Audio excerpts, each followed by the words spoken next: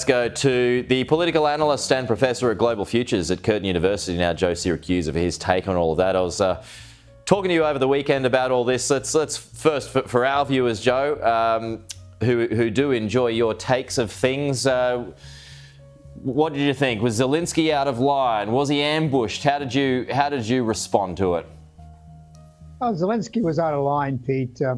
I think Zelenskyy was going to torpedo the trade deal. I mean, there were only three things supposed to happen on the day: a press conference, simple lunch, and then a signing. I don't think Zelenskyy had any intention of signing that. And the president and J.D. Vance, they picked this up, and about 40 minutes into a 50-minute press conference, they set the trap. They started arguing with him.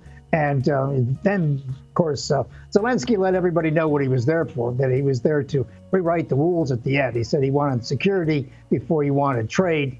And so I think Trump read him the riot act. And let me tell you, no one asks you to leave the White House and invite you back. I mean, Zelenskyy is finished. The Trump administration is finished with him. Trump had bet the farm on that trade deal, and it just didn't happen. Do you know what? It's interesting. I had a good chat with the former Polish ambassador to Ukraine on the program last hour, and Dave Sharma ended up disagreeing with this, but he said that it's irreparable, like you. He said Trump and Zelenskyy are gone. So you think there's no way that they get this back on track and then they end up signing this minerals deal? No, Trump doesn't want to see him. I mean, there might be a minerals deal, but it's not going to be with Zelenskyy. Zelenskyy, of course, is looking for his place in history. He can say, look, at the end of the day, I did what I could. And this is his final statement. But look, Trump did smell something there. And I think the ambush was ready there, and just in case Zelenskyy was going to hijack the meeting. And Zelensky's very clever. Now, of course, he went right over to London. He met the prime minister. He met the king. I mean, it's not a bad second act, as a matter of fact. but it's quite clear that the coalition of the willing ain't that willing to do any fighting for him. So they still need the United States. It feels like Keir Starmer's taken the lead now. He's kind of had an indifferent start to his role as Prime Minister of the UK. I mean, he's been criticised by most quarters, as a matter of fact. But now he's taking this leadership role, more so than France or the new German administration.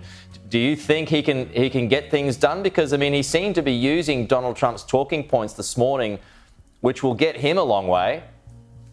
Yeah, I mean, there are 27 members of the EU, 18 of them, plus a few others, I guess, showed up at the meeting.